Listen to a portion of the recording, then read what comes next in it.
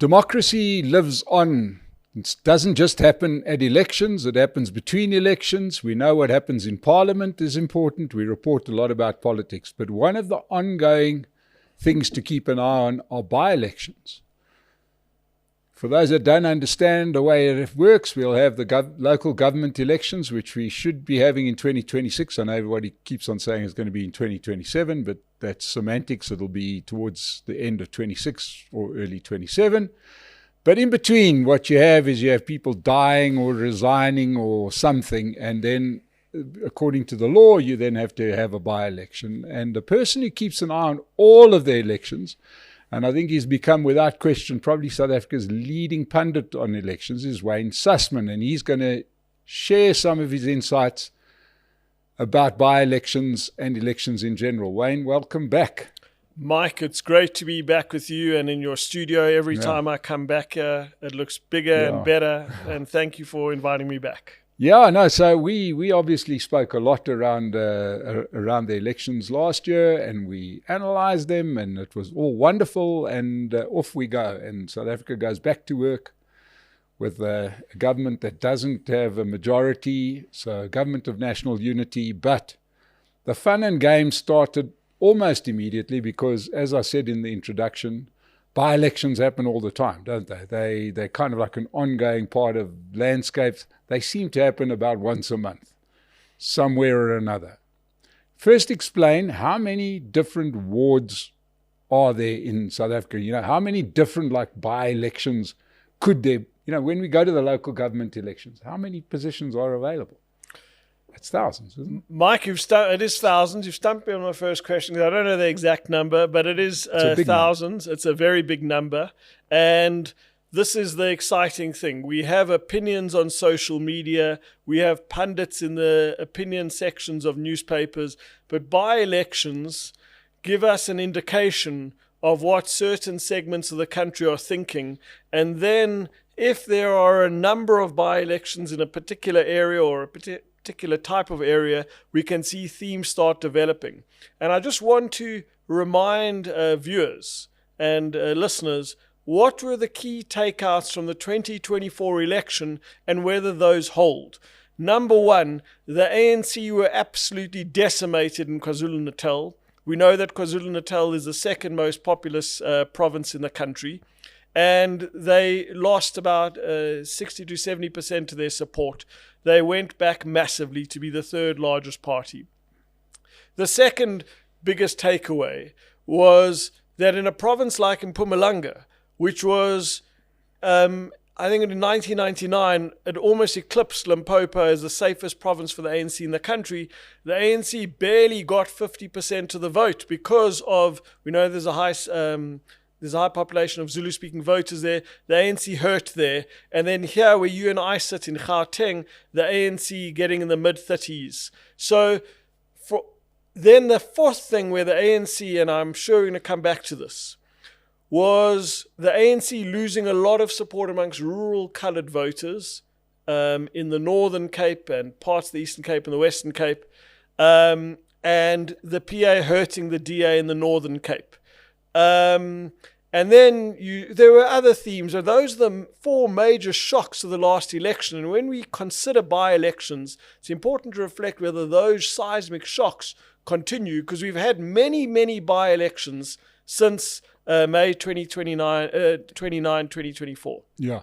So the biggest sort of takeout from as far as election numbers go, the real big mover in the last general election was the big fall of the ANC that went from 57% down to just below 40%, and the rise from 0 to 14.6%, if I'm not mistaken, of Mkhonto we sees where it started, and the best performance by a new party ever in terms of percentage gained.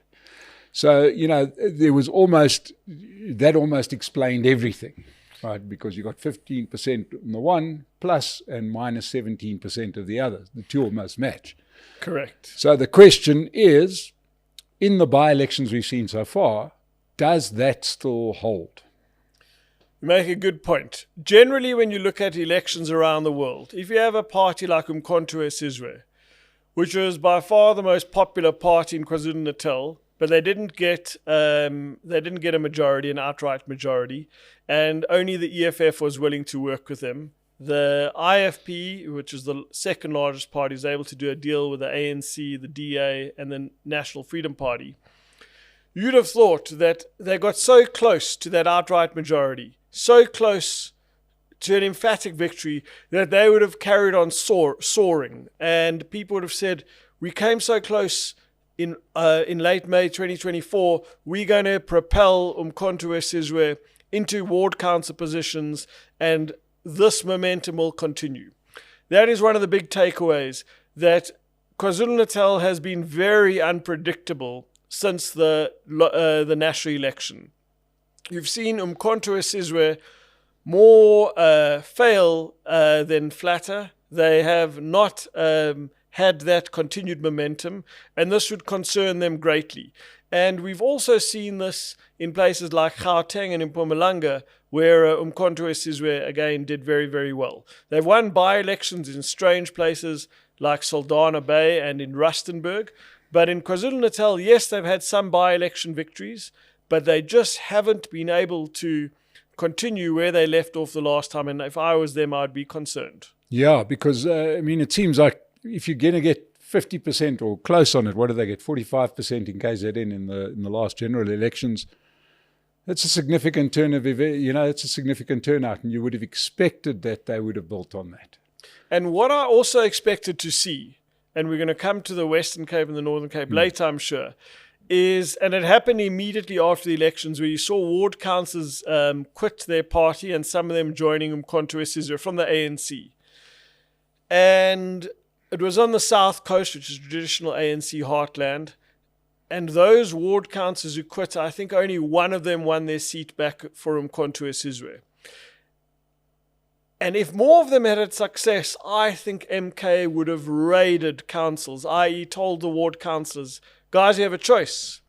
You can stay on the sinking ANC ship in KwaZulu-Natal, or you can come over now to Umkhonto weSizwe, to Jacob Zuma's party, stand in the by-election, and we guarantee you that you'll be the candidate in the next local government elections and have a 5-year guarantee as a councillor. They weren't able to do that. The majority of their councillors defected from the ANC were not able to win their seats back, and I think that is one of the reasons which has stemmed the momentum. I still think Jacob Zuma is a compelling figure in our politics, a larger-than-life figure in our politics, that if he is able to grab the party by the scruff of the neck, they can do well in the next elections. But he's an aging politician. He doesn't have the stamina he once had, and the party has tremendous amount of infighting. Yeah, now it's that infighting I want to dwell on before we get on to more by-election results so far and indications.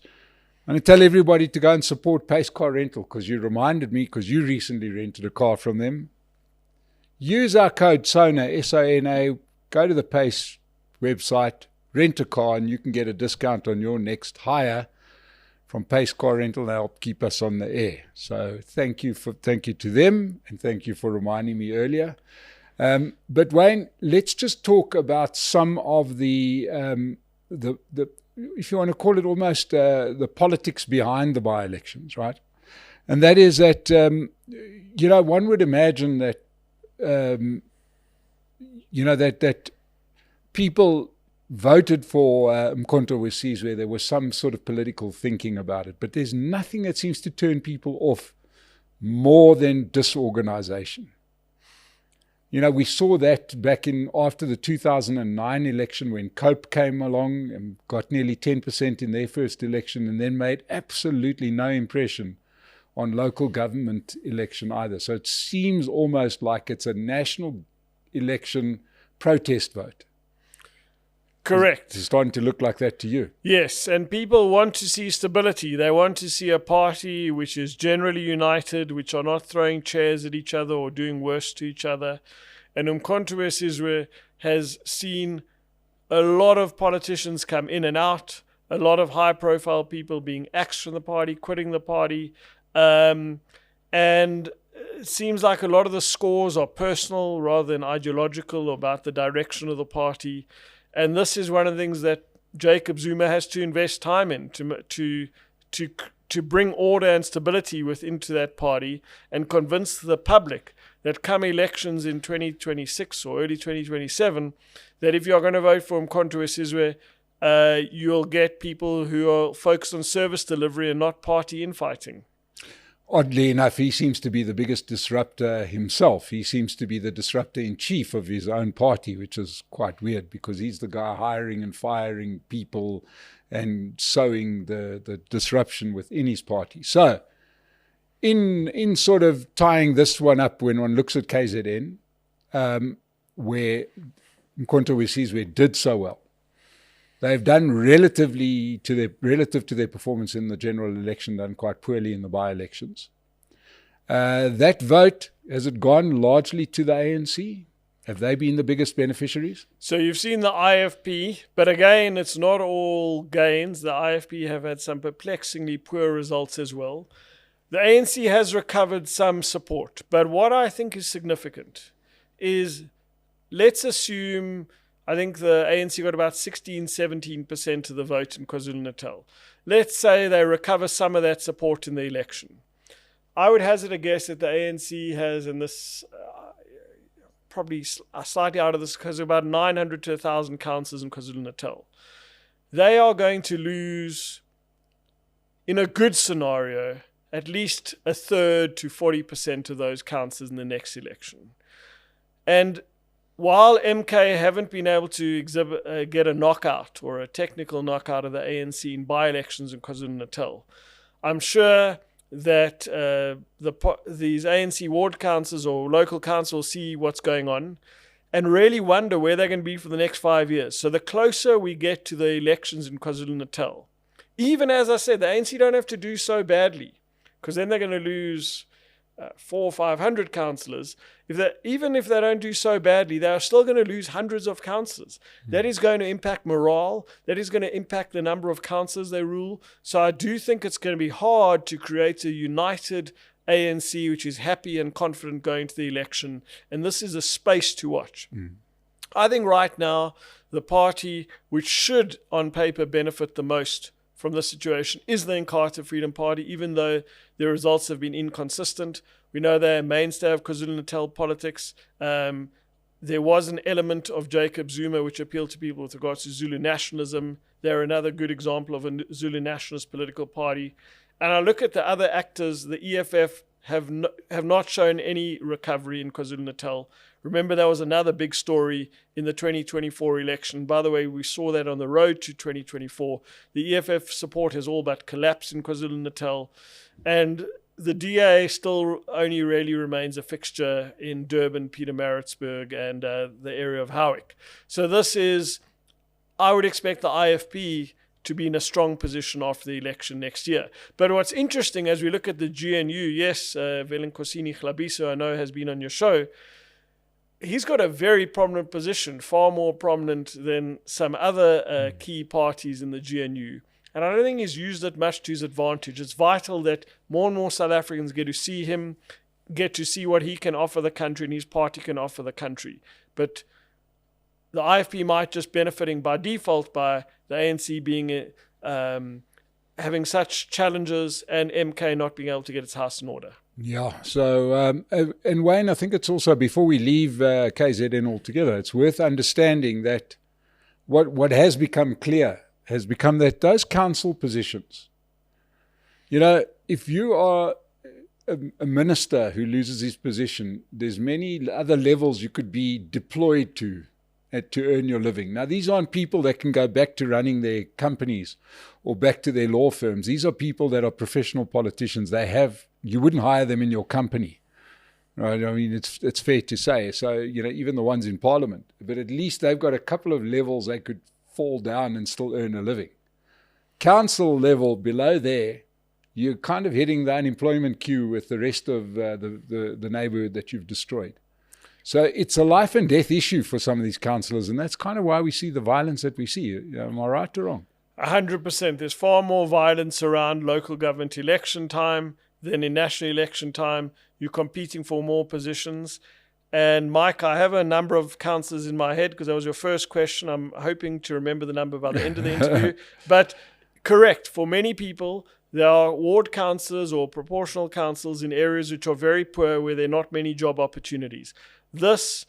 And I want to give the hard-working councillors credit because it's a thankless job. You have to work long hours. The infrastructure is crumbling. It's not the greatest job, but you do have a middle-class salary if you stay within the confines of your party's constitution and what you are and are not allowed to do in a council. You have a 5-year, essentially middle-class salary for at least a 5-year period. So that is why it's literally a life and death position.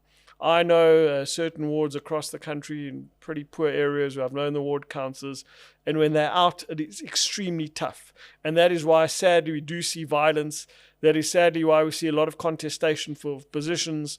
And often it's very distracting for those councillors because they have to have one eye on the job, but also one eye, well, do I have a chance of getting re-elected? Is my party popular enough? Is there too much internal fighting in my party?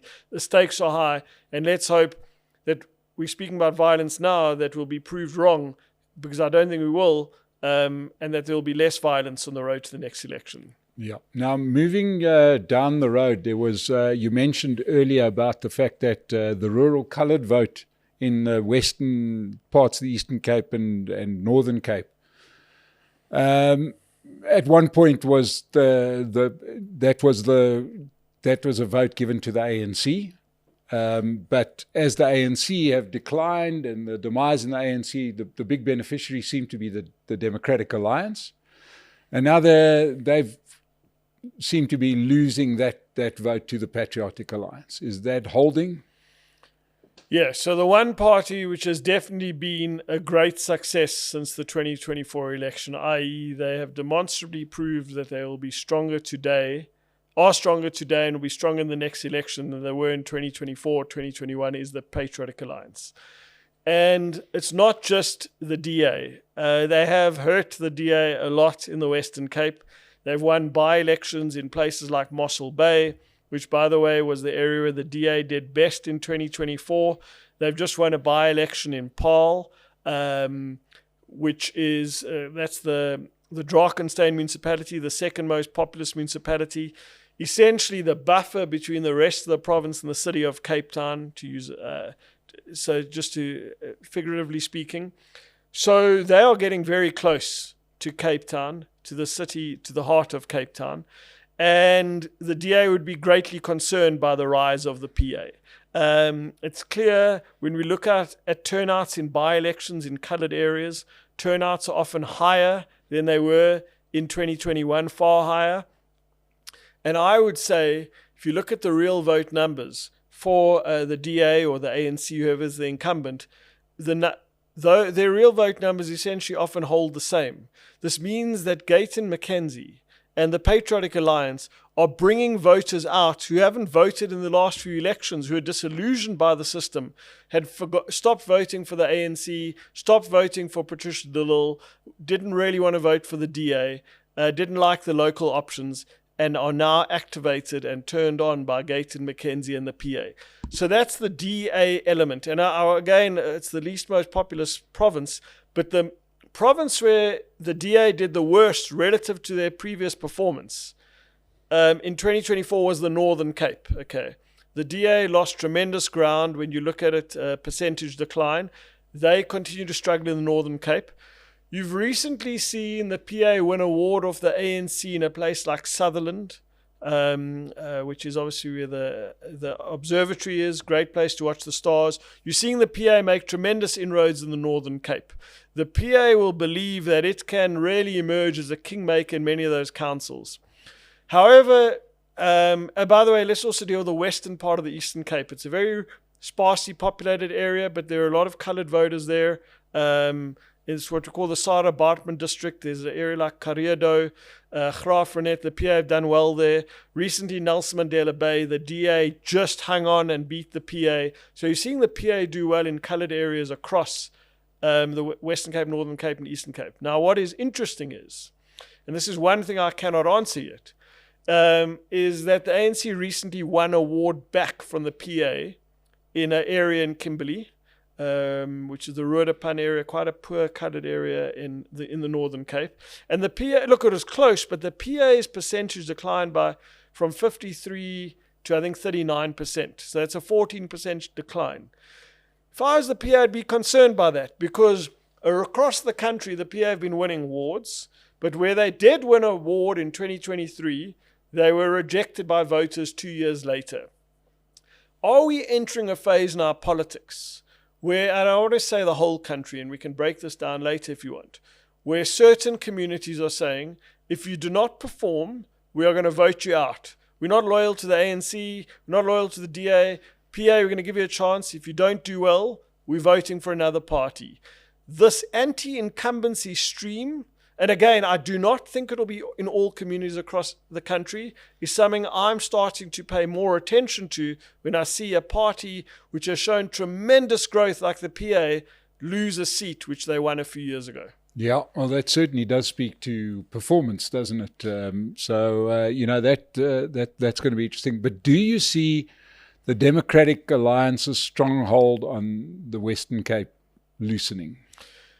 Definitely the by-election results show this. I think the DA are greatly concerned by the rise of the PA. Look, the DA machine is still a huge machine, and they surprised a lot of people in the last election. Remember, their vote share essentially did not decline. I think they were 0.01 or 0.1% down in the Western Cape.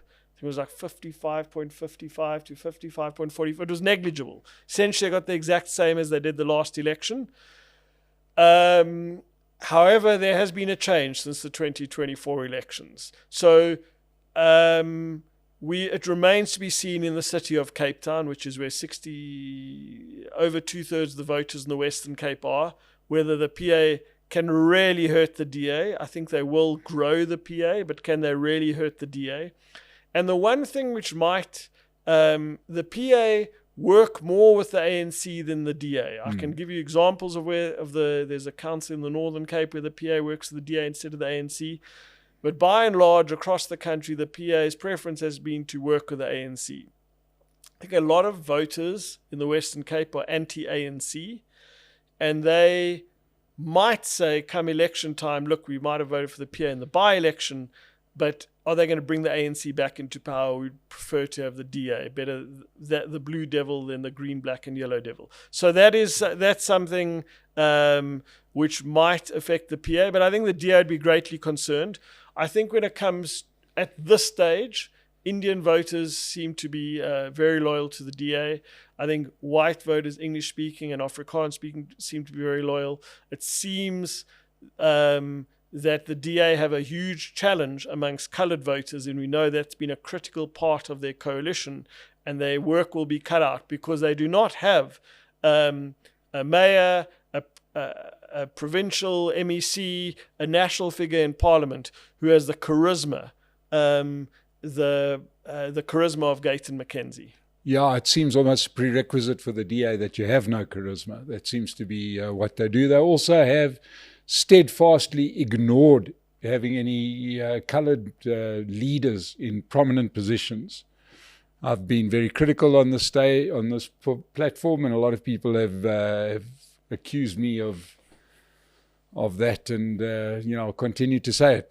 These are crucial voters, and one must be aware of them, but apparently not for the DA. So you're kind of going to get what you're going to get when you do that. So good luck to them. It's a strategy I'm not sure that I understand. But anyway, let's move to some of the areas which have been the ANC's sort of feeding trough. Yeah, we're talking the Eastern Cape. In general, I know you've touched on pieces of the Eastern Cape, but certainly the Eastern Cape seems to be like the battered wife. The more they get battered, the more they vote for the ANC. It's a province that's where every metric screams do something different, but the voters in the Eastern Cape just love the ANC and keep on returning them with ever greater margin by the looks of things. Yeah, the ANC's support has been largely rock solid in the Eastern Cape. This is, so while we're seeing, and I think we'll get to Gauteng later, and I'll use examples of radical shifts, the Eastern Cape hasn't had that turbulence, which is great for the ANC on the road to 2025. We had an interesting by-election in the Motherwell Township recently in Nelson Mandela Bay. Nelson Mandela Bay is a different beast to the rest of the province by a long way. It marches to its own tune. The ANC's had challenged there for many years. But you saw Mkhonto Wesizwe get a credible third place just behind the EFF. And there might be the odd Zulu speaker there, but this is Xhosa-speaking country. We're going to have another by-election Motherwell in about 10 days, next week, in about 8 days' time. That is going to be interesting to watch. But in the ANC's largely rock solid. And this is good. I don't see the UDM emerging. The EFF have grown incrementally. Even if MK grows somewhat, they're not going to shoot the lights out. Are we going to see grassroots movements emerge between now and the election? Possibly. But the ANC might be losing a lot of councils across the country. The Eastern Cape won't be one of those provinces. And remember, yes, it's very, very poor, but there are a lot of voters there. It always vacillates between the between the Western Cape and the Eastern Cape as the province with the third most amount of voters. And many councils will be returning to their positions.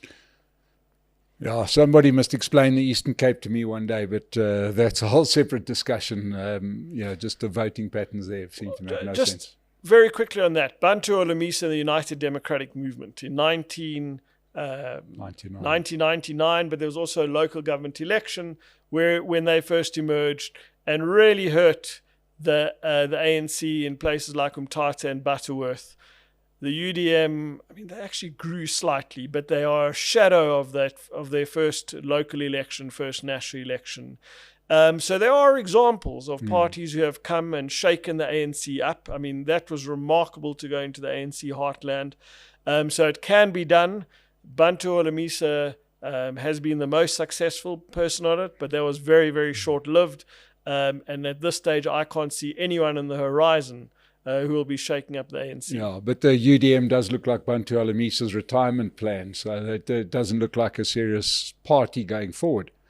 Then looking at the Northwest, that seems to be tied up. And at one point, the EFF thought they'd make some inroads into Northwest, but they also get what they deserve. They seem to want to only vote for the ANC regardless of the performance. So this is where we saw the first shock with Mkhonto Wesizwe winning a by-election in Rustenburg in a mining area. It was out of left field, but I think this was an outlier result.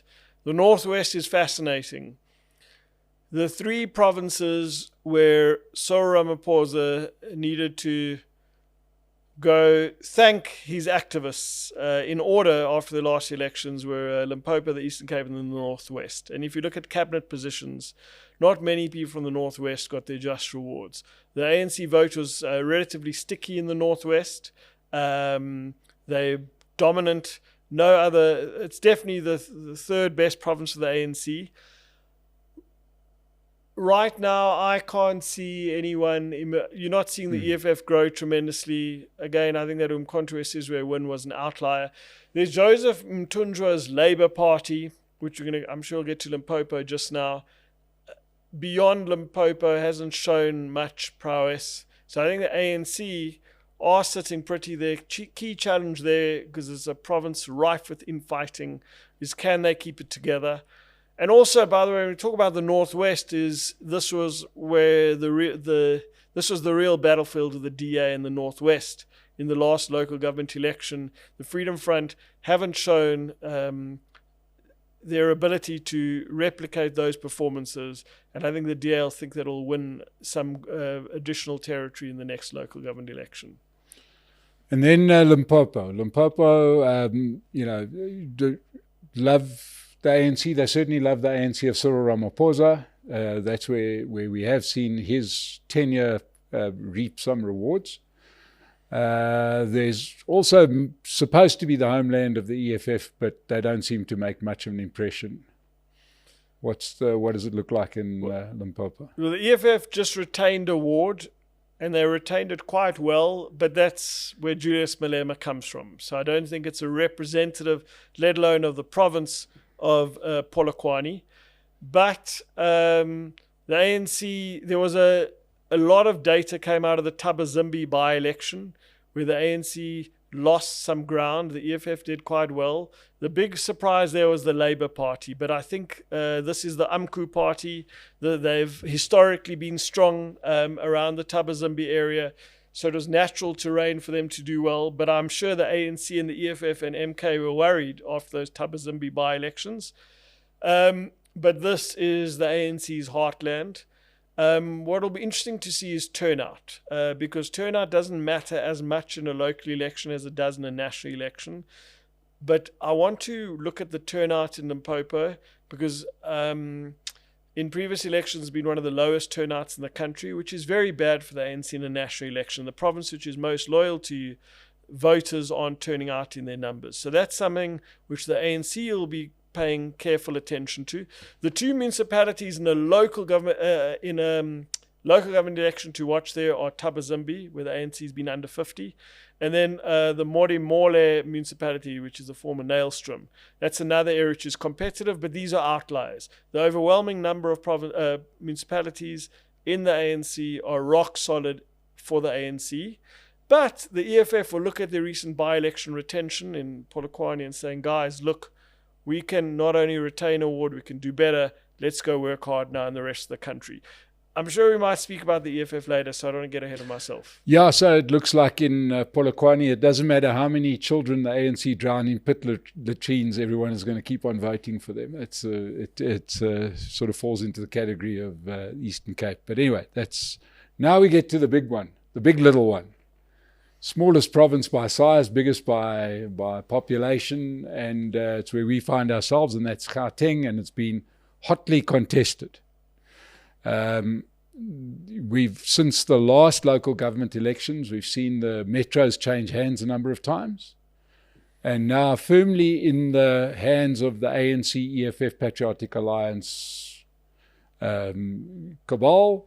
And they are having their way with these metros. I mean, we see the degradation, we see the falling standards, we see the poor performance within these metros, but that's apparently a good election strategy. What do you make of Gauteng? Yeah, so Gauteng, exactly as you say, about just under a quarter of the voters in our country are in this small province. So we've seen the PA win an award off the DA in a coloured area. But what's been the big surprise has been the ANC's relatively stable wins and holds in the city centre in a Soweto by-election. In September, we have another Soweto by-election.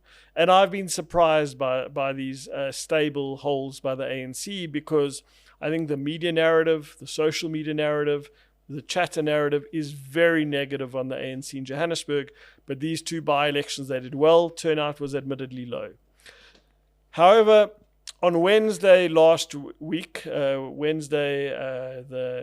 19th of, I think it was the 19th of July or the 20th, that doesn't matter, the third Wednesday of July, you saw the ANC in Sebokeng. Now, just to take a step back on Sebokeng. This was the place where the Sebokeng massacre took place, which is a core moment in a tragic moment in our modern South African history. This is an area which has produced many important ANC leaders. And you saw the ANC vote share decline from 54% to 38%. The ANC getting 38% in a black Gauteng township should set alarm bells off at Luthuli House. So yes, there were these encouraging results in the city centre, in the heart of Johannesburg, but low turnout. A decent performance in Soweto, but relatively low turnout. But this Sebokeng result and MK, and this isn't an area, there are some Zulu speakers, but it's not a majority Zulu speaking area, it's a majority Sesotho speaking area, is in my opinion a crazy result. Now there was, in Sebokeng Zone 12, at a primary school voting district, was one of the most astonishing result. And again, Mike, it wasn't the type of voting station where we'd know every voter. This was the most populous voting station in the ward. Umkhonto we Sizwe are the most popular party. Patriotic Alliance comes second. The ANC comes third. I have never seen a large populous voting district in a black township in Gauteng where the ANC are finishing third. A seismic shock. Then we go down the pecking order. The DA came fourth. A local party running on cultural rights, came fifth. And the EFF came sixth. Seeing the EFF finishing sixth in a populous ward in a black Gauteng township, these are astonishing results. Is that Sebokeng by-election going to be a harbinger of things to come? Voters going in all directions. No outright winners in many of the municipalities in Gauteng. Maybe Midvaal will be the exception. Midvaal should be the exception. Coalition country. But even in some of these municipalities, possibly chaotic coalitions because the bedfellows don't make much sense. I don't think that's an outcome residents, whether they're in Sebokeng or Sandton or Randfontein or Randburg want. But we know that voters are voting in all directions. So Gauteng is highly turbulent like KwaZulu-Natal. The one thing which is stable right now is the DA amongst English-speaking voters and Afrikaans-speaking voters. We've had a number of by-elections in Pretoria and Tshwane. So they'll be very, very encouraged by that. We've seen the PA continue to grow in coloured areas, although there are not that many coloured voters. But let's look at that by-election next month in the township in Soweto. But I think it's going to be very turbulent in many of the townships. Now, Wayne, as we sort of wind down, we look at just some of the things we're going to see in the local government election, because there you will have, I mean, one of the features of by-elections often are parties missing, deciding not to stand in a by-election. That may not be the case when one has the local government elections. So you may see, for example, Freedom Front Plus contesting more seats that they may not win but may take votes away from the DA, for example. Do you see that as playing a role? Definitely. So, for instance, Action SA haven't been contesting any by-elections. So there is a lot of positive media attention to the current mayor of Tshwane, Dr. Nasipa Moya. I can't tell you whether that chatter on social media or in the media is going to play out in election day because they're not on the ballot. Mm-hmm. What I also think is going to be interesting, Mike, is we know as a whole, local parties were about 1% of the vote in the last election, total vote. That's, I think it might be, depends. In the Northern Cape, it was more significant than that. Again, it's a sparsely populated province. But new parties will emerge, and you might see mergers in the lead up to elections. So you take a party like Good, which barely held on to its seat in the Western Cape. Yeah. Patricia de Lille has to focus her energies on being the tourism minister. Do they want to invest all their resources in the next local government election? There was an interesting development after the elections last year where a Rise Mzansi member, their candidate for premier, became a Good councillor. Are you going to see parties like Rise Mzansi and Good run together on a joint platform? Are there going to be mergers in the lead up to election? You take a party like the African Transformation Movement. At the moment, they have a non-aggression pact with the Umkhonto we Sizwe. Might there be something further down the line? These are things which I want to watch. And then also independence. It's harder to be an independent in a municipality-wide local government election than in a by-election. So there are a number of things which might emerge. One province we didn't speak on, and it's a good segue, is the Free State. I think Mangaung will be interesting to watch because we know that Mangaung and Buffalo City always compete for these are the only two metros in the country where the ANC has an outright majority, which is key. This is the ANC's urban electoral success story. I've just been speaking about local movements. I'm aware of a local movement in Mangaung, which has got a lot of people connected to the ANC, which is confident about making a big splash in that election next year. So watch, that will be something interesting to watch in the Free State. Places like Sasolburg are going to be interesting to watch. But it's going to be a very interesting time. And just, it hasn't been one by-election a month. I mean, this 1 week of by-elections a month, I think in July we had 4 consecutive weeks of by-elections. So August will be a bit quieter. But this is it, Mike. It's a lot of data. Yes.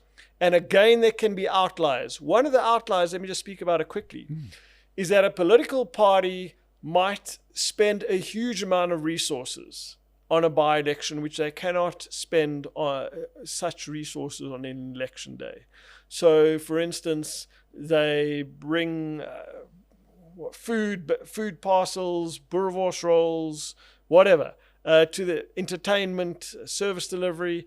It's very hard to do that on a national election day around the country. So that might be a slight outlier, but generally turnout has been higher than the previous local government elections, which means that we are seeing patterns develop. Yeah. Now, just before we close out, ahead of the last election, general election, we saw the advent of some of those parties, Rise Mzansi, Build One South Africa, even Action SA contesting, even though they had been in the previous local government elections. Now, they've been very quiet in the by-elections.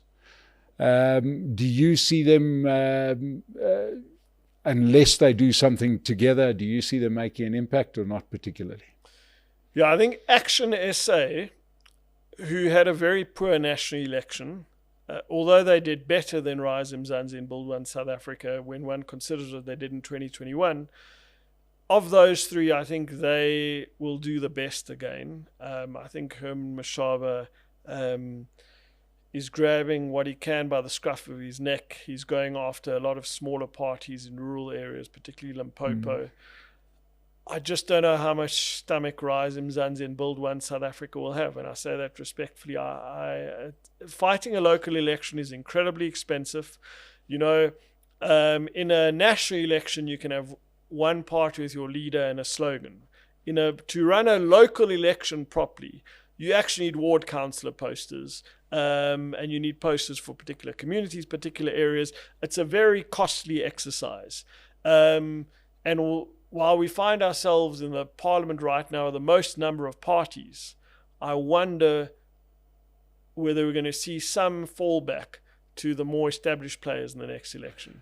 And I want to leave you with the talk that has been, all the talk of the local government election has been the announcement or the rumor or the conjecture that Helen Zille might stand for mayor in Johannesburg. Now, A, what do you think of that? And B, the question starts coming up, do you think political parties might start seeing local government as a way to get to put a bit more attention on local government by bringing bigger names into into the local government sphere? So, by the way, the first major announcement for Johannesburg Mayor was Kenny Kunene, which I think we didn't have a chance to speak on, but I do think not nationally for the PA. I think in Gauteng it is significant for the PA. I mean, he has currently been suspended from the party, etc. So now the attention moves to Helen Zille. This Helen Zille is not Jacob Zuma, but I think in a local government context is a grenade in the field. This is the cat amongst the pigeons, and this is something which I think will be a huge development in the local government elections, because historically we haven't seen prominent figures in the ANC go from minister or deputy minister. There have been the odd example of it, go back to being a mayor. So how do the ANC compete? Even though I think she's in her 70s, she's got a lot of energy. A Helen Zille in the field. I think Helen Zille will energize the DA base. We know that the gap between the ANC and the DA on the provincial ballot in 2024 was about 4 or 5 percentage points, very narrow.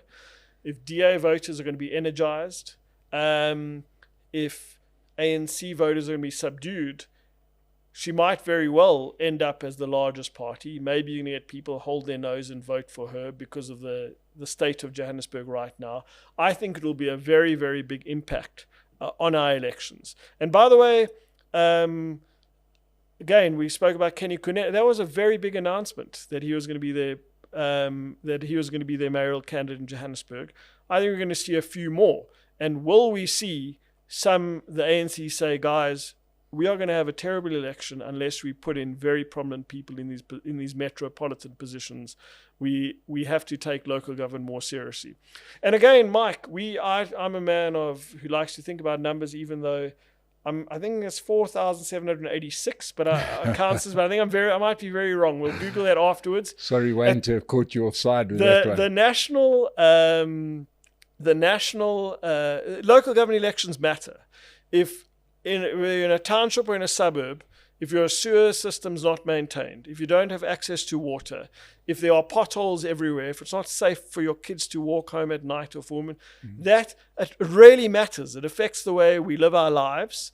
And this is why I hope that we have a great quality of South African who stands for office next in the local government elections. Well, as Wayne says, those issues about the state of your local governance matters, and it should impact the way people vote, unless you're in the Eastern Cape or Limpopo or Northwest, in which case you're just going to vote anyway without any improvement. That's up to you. The metros are going to be fascinating. We've seen a complete decline of our metros in South Africa. Interesting to see whether those continue to be voted for the way they were in the past. But there is no doubt that there's a big trend overseas. It's been there forever, and that is their big cities attract some big names, and it's usually the forerunner of people that end up running countries. So we'll keep a very close eye on local government election. And to Wayne Sussman, we're not going to take that long to have you back on, because now we're kind of starting to build up towards this. So thank you so much for your analysis today. Mike, I have to come in with those. I was very close with the one number. I was just out on the number of ward councillors. The number of councillors is about 9,500 in South Africa, and half of that are ward councillors. So 9,000, you stumped me, but I've... Okay. You recovered. You recovered, ladies and gentlemen. Well done, Wayne. Thank you so much for joining us today. I hope you enjoyed the look into local government, which I think is so vital. We will keep monitoring it on the State of the Nation. Thank you so much for joining us today. Subscribe to the channel. We'll see you again on the State of the Nation. Thanks.